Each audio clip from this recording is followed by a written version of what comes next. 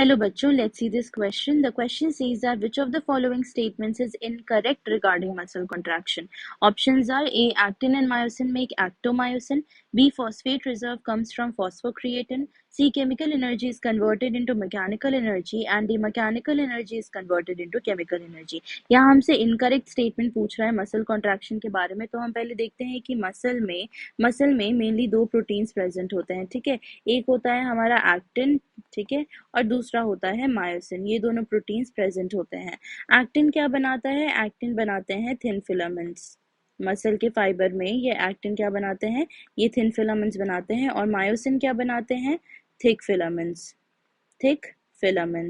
तो इनकी अरेंजमेंट होती है. मान लो कि ये हमारा एक्टिन है, ये क्या एक्टिन फिलामेंट्स है, और इनके बीच में ओवर मतलब मायोसिन प्रेजेंट होते हैं बीच में, एक दूसरे से ओवरलैप करता है. तो इस तरीके से स्ट्रक्चर बनता है हमारे मसल फाइबर में, जो कि इसे क्या अपीयरेंस देता है? स्ट्राइएटेड अपीयरेंस देता है. Striated appearance. ठीक है.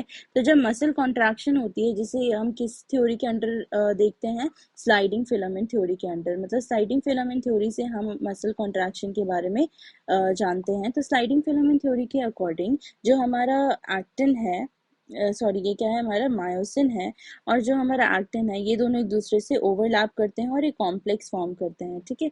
उस कॉम्प्लेक्स को हम क्या बोलते हैं मसल कॉन्ट्रैक्शन के टाइम? एक्टोमायोसिन कॉम्प्लेक्स. एक्टोमायोसिन कॉम्प्लेक्स. तो ये एक दूसरे से बाइंड करते हैं और एक्टोमायोसिन कॉम्प्लेक्स बनाते हैं. तो जो हमारा पहला स्टेटमेंट है कि actin and myosin make actomyosin during muscle contraction, तो हमारे स्टेटमेंट बिल्कुल सही है, बट ऑप्शन गलत है. ठीक है. अब हम सेकेंड स्टेटमेंट देखते हैं कि phosphate reserve comes from phosphocreatine. तो जब ये बाइंडिंग होता है, इसमें हमें क्या जरूरत पड़ती है? ATP, that is energy. ठीक है. तो यहाँ पे जो एनर्जी के फॉर्मेशन के लिए जो हमें फॉस्फेट चाहिए होता है, तो ये जो फॉस्फेट रिजर्व होता है, ये कहाँ से आता है? इसका सोर्स क्या है? ये सोर्स है फॉस्फोक्रिएटिन. तो फॉस्फोक्रिएटिन के सोर्स से हमें क्या मिलता है? इनऑर्गेनिक फॉस्फेट मिलता है, जिससे हम एटीपी की फॉर्मेशन में हेल्प करते हैं. तो हमारा जो स्टेटमेंट है, second statement, that is phosphate reserve comes from phosphocreatine, ये स्टेटमेंट बिल्कुल सही है, बट ऑप्शन गलत है. सी क्या है? Chemical energy is converted into mechanical energy. तो क्या होता है कि जब एटीपी का हाइड्रोलिसिस होता है,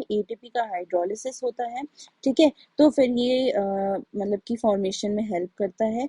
तो जब हमारा ये बनता है एटीपी के हाइड्रोलिसिस से, तो क्या हो रहा है? यहाँ पे हम देख रहे हैं कि जो केमिकल एनर्जी है, ये टूट रहा है, और ये किस में कन्वर्ट हो रहा है? ये कन्वर्ट हो रहा है मैकेनिकल एनर्जी में. मैकेनिकल एनर्जी मतलब कि अब मसल का कॉन्ट्रैक्शन हो रहा है. मसल का कॉन्ट्रैक्शन मतलब कि कोई मस्कुलर एक्सरसाइज हो रहा है, जिसे हम क्या कहते हैं? मैकेनिकल एनर्जी में इन्वॉल्व है. तो मस्कुलर एक्सरसाइज या एक्टिविटीज, तो केमिकल एनर्जी से हमारा मैकेनिकल एनर्जी में चेंज हुआ है. तो हमारा ये स्टेटमेंट भी बिल्कुल सही है, बट ऑप्शन गलत है.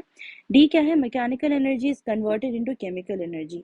तो mechanical energy into chemical energy, ये तो ऑप्शन गलत हो गया, मतलब स्टेटमेंट गलत है हमारा. ये करेक्ट ऑप्शन है, क्योंकि मैकेनिकल एनर्जी नहीं, केमिकल एनर्जी कन्वर्ट हो रहा है हमारा मैकेनिकल एनर्जी में, जिससे हम कोई भी मस्कुलर एक्सरसाइज कर पा रहे हैं.